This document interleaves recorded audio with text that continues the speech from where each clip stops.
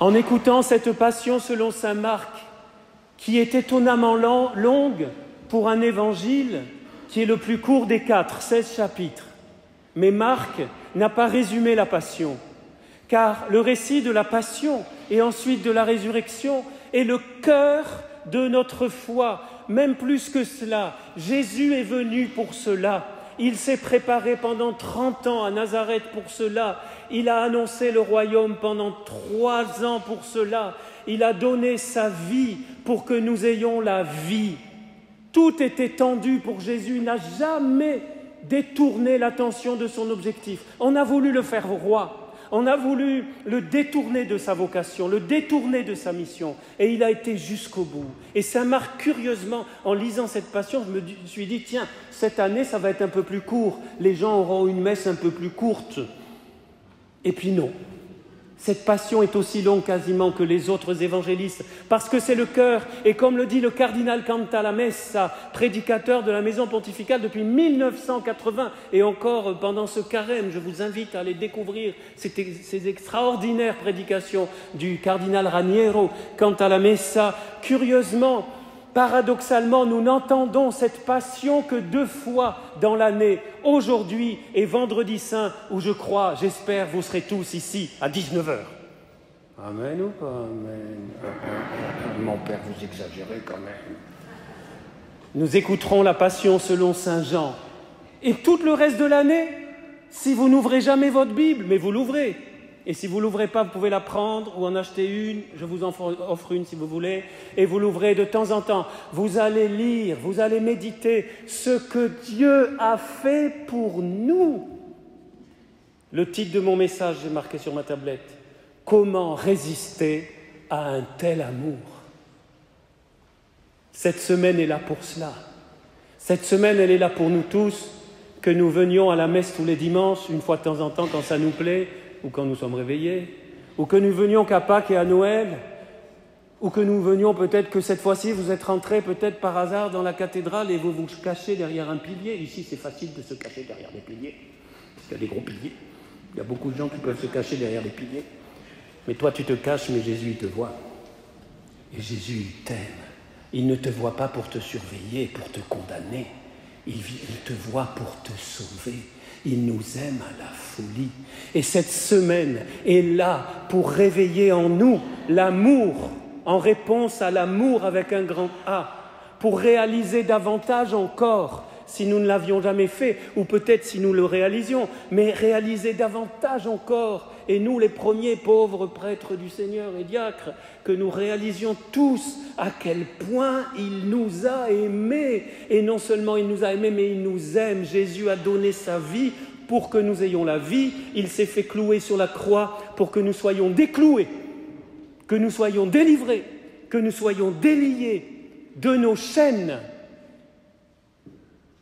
Répondez dans vos cœurs si vous voulez. Ne levez pas la main, je vais faire comme le pape François. Je ne suis pas le pape François. Souvent il dit, je vous pose une question, répondez dans vos cœurs. Qui n'a aucune chaîne? Qui n'est esclave de rien du tout parmi nous? Qui n'a aucune dépendance? Moi, c'est les tartes au citron, entre autres. Mais je ne vais pas me confesser devant tout le monde. On a tous des dépendances. On est tous liés, enchaînés quelque part, même un tout petit peu. Les pères de l'Église disent que même un moine, il peut être enchaîné par son attachement à son chapelet. Il n'a peut-être rien, mais son chapelet. Moi, j'ai une belle croix qui a été bénie par le pape François. C'est vrai que l'autre jour, je l'ai oubliée sur le bateau, sur l'Amazone. J'ai quitté le bateau à 3 heures du matin et arrivé à la maison, là, à Bélem, je me suis dit « ma croix !» J'étais attaché à ma croix parce qu'en novembre 2013, c'est le pape François qui l'a bénie. Ben, le Seigneur a été miséricordieux, j'ai retrouvé quand même ma croix. Mais vous voyez comment on peut être attaché à des petites choses, comme malheureusement aussi à des grandes. Eh bien, le Seigneur s'est fait clouer pour nous déclouer, pour nous délivrer. Et cette liturgie de la grande semaine, j'aime beaucoup dire la grande semaine, c'est comme ça que nos frères et sœurs d'Orient appellent la semaine sainte. Nous, en Occident, on l'appelle la semaine sainte, ce qui est très beau. En Orient, on l'appelle la grande semaine. Cette semaine ne servira à rien. Toutes les liturgies ne serviront à rien si nous n'ouvrons pas nos cœurs à la présence du ressuscité. Car la bonne nouvelle, c'est que celui qui est mort et quand on s'est agenouillé, on revit cette passion, on va le revivre encore vendredi. C'est pas pour faire comme s'il était mort. Il n'est plus mort, il est ressuscité. Amen ou pas amen? Et tous ces jours sont là pour réveiller en nous cet amour, pour que nous essayions de nous ouvrir à lui, quel que soit le niveau de notre foi, que nous croyons depuis bébé, que nous doutions peut-être, ou même que nous croyons absolument pas en Jésus. Je vais vous donner une bonne nouvelle, les amis. Si vous ne croyez pas en Jésus, c'est pas grave, mais restez pas comme ça. Restez pas comme ça, fermés, butés, bêtement intoxiqués par l'air du temps, par l'esprit du monde, par les médias qui veulent nous détourner de notre bonheur. Pas tous les médias, grâce à Dieu. Il y a des bonnes choses sur les médias, y compris sur les réseaux sociaux. Ne nous laissons pas voler. Ouvrons-nous, quelle que soit notre condition. Il est venu pour tous, absolument tous, sans aucune exception. Il n'y a aucun être au monde qu'il soit comment dire, banni, qu'il soit écarté de l'amour de Dieu. Méditez sur les souffrances de la mort, et sur les souffrances et sur la mort d'un homme merveilleux appelé Jésus, qui a vécu il y a 2000 ans. Cela ne changera pas nos vies. Par contre, acceptez de sortir de ce rationalisme bien français qui nous tue, qui nous bousille la vie. Moi, je me mets en colère contre ce rationalisme. Pas la raison, le rationalisme, où on voudrait tout expliquer. Ah oui, ben si Dieu existe, ben qu'on me l'explique, qu'on me le prouve. Ben alors, mon vieux, tu veux être Dieu? Tu veux prendre la place de Dieu? Mais quel orgueil de l'homme! Je ne suis pas en colère contre vous, mais je suis en colère contre le démon qui est en train d'arracher et qui continue de vouloir arracher, comme cette belle prière en latin que nous avons faite sur le seuil de l'église avant de rentrer, qui veut nous arracher notre bonheur. Je suis en pétard contre lui. Il est foutu, heureusement. Merci Seigneur. Tu as écrabouillé le démon. Mais ne nous laissons pas se rationaliser. Je veux tout comprendre, tout comprendre. Tu veux tout comprendre? Tu veux être Dieu? Bon courage. Et tu bousilles ta vie. Tandis que si tu t'ouvres, et comme un petit, le royaume de Dieu appartient aux petits, appartient à ceux qui s'humilient, qui disent « Ok, je ne comprends pas tout, Seigneur. Ok, je ne comprends pas tout. Je ne comprends pas pourquoi il y a les guerres, même si on peut comprendre aussi. Mais bon, on ne va pas aller là-dessus. Mais je m'ouvre à ta présence. J'ai douté de toi jusqu'à présent. Jusqu'à cette Pâque, je t'ai peut-être même rejeté. Mais je vais essayer. Tiens, je vais essayer de faire confiance au Père Pierre. Il a l'air pas mal, ce Père, quoi. Je raconte en ce moment. Bon. Ce que je vous dis, ce n'est pas moi qui l'invente, ça fait 2000 ans. Je vais essayer de m'ouvrir et ce soir, peut-être en rentrant dans ma chambre, je vais fermer la porte, éteindre mon portable, ma tablette. Qu'est-ce qu'il faut éteindre encore? Ma PlayStation. Il faut éteindre beaucoup de choses aujourd'hui. Et je vais allumer mon cœur. Je vais ouvrir mon cœur. Je vais peut-être fermer les yeux. Je vais dire Jésus. Comment résister à un tel amour? Montre-moi ton amour. Manifeste-moi que tu es vivant.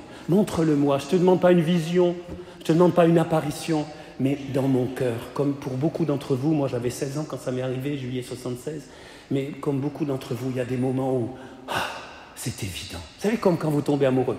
Je ne vais pas lever la main, mais je vois beaucoup d'amoureux dans la cathédrale. Quand vous tombez amoureux, vous ne savez pas pourquoi c'est lui, pourquoi c'est elle, puis vous vous mariez, tout ça, vous avez beaucoup d'enfants. Mais pourquoi l'amour? La raison de l'amour, c'est l'amour lui-même. Donc, ouvrons-nous. Je ne veux pas être plus long, 9 minutes. Je vais essayer d'arrêter à 12. Les amis, ce qui est très exceptionnel pour moi, pour ceux qui me connaissent. Les amis, ne résistons pas à un tel amour. Laissons-nous toucher. Laissons-nous même émouvoir. Même émouvoir. Nos sentiments, notre cœur, mais aussi notre raison. Par la raison, nous pouvons aussi accueillir le Seigneur, mais pas que. À un moment, la raison doit s'arrêter et nous ouvrir à ce merveilleux Seigneur qui veut nous rencontrer. En fait, pour finir, si vous voulez oublier tout ce que je vous ai raconté, oubliez-le, mais n'oubliez pas ça. Dieu est venu pour me rencontrer. Dieu est venu pour me sauver, c'est-à-dire pour me visiter dans toute ma vie d'aujourd'hui, dans mes galères, dans mes joies, dans mes projets, dans mes désirs, dans ma famille, dans mes relations, dans mes peines, pour me relever, pour me fortifier, pour me ressusciter et pour m'illuminer. Et toutes les étapes de cette semaine que je vous résume en une phrase, les grandes étapes où je vous invite ardemment à participer, pas pour qu'on soit content. On n'en a rien à faire, pardonnez-moi. Moi, je suis heureux quand la cathédrale est pleine. Pourquoi? Pas parce que la cathédrale, elle est pleine, ouais, super et tout. Non, mais parce qu'il est venu pour tous. Dieu a tellement aimé le monde qu'il a donné son Fils unique afin que quiconque, mot crucial de Jean 3,16, quiconque. C'est pour ça que plus on voit les gens venir à Jésus, prendre du temps. Ouais, mais mon père, moi je prie tout seul à la maison. Bien sûr, moi aussi je prie tout seul à la maison. Mais comme il est beau de se rassembler. D'ailleurs, le démon, il a horreur de ça, il fuit en 4e vitesse. On est rassemblés au nom de Jésus, comme on l'a fait dans les rues de Fréjus, pour proclamer le Seigneur, et pour que peut-être certains qui nous regardaient passer. Moi, j'ai vu il y a un coiffeur qui est ouvert, j'ai dit, je ne serai jamais ton client. Il a rigolé. Le prêtre qui me dit. Mais il est venu pour tous, pour les chauves, pour ceux qui ont des cheveux, pour tous. Alors, toutes ces étapes pour finir, 30 secondes. Jeudi Saint, à 19h. On l'a mis à 19h pour ceux qui travaillent. On a vraiment cette belle scène du Seigneur, rappel de la première Eucharistie. Vendredi Saint, venez à 15h si vous ne travaillez pas. Venez à Saint-Roch, Fréjus-Plage. Venez autour de notre Père évêque Dominique Ré pour qu'on vive le chemin de croix jusqu'à la basilique de Saint-Raphaël. Et puis, la grande veillée pascale. Et c'est pour ça que ça me faisait penser à la lumière, parce que 8 à Saint-François, 7 ici, dont certains sont là, vont être plongés dans la piscine baptismale ici et vont être illuminés par la lumière du Christ, car le baptême s'appelait au début de l'Église l'illumination. On accueille la lumière, on a tellement besoin de la lumière, comme ce beau soleil dans cette cathédrale.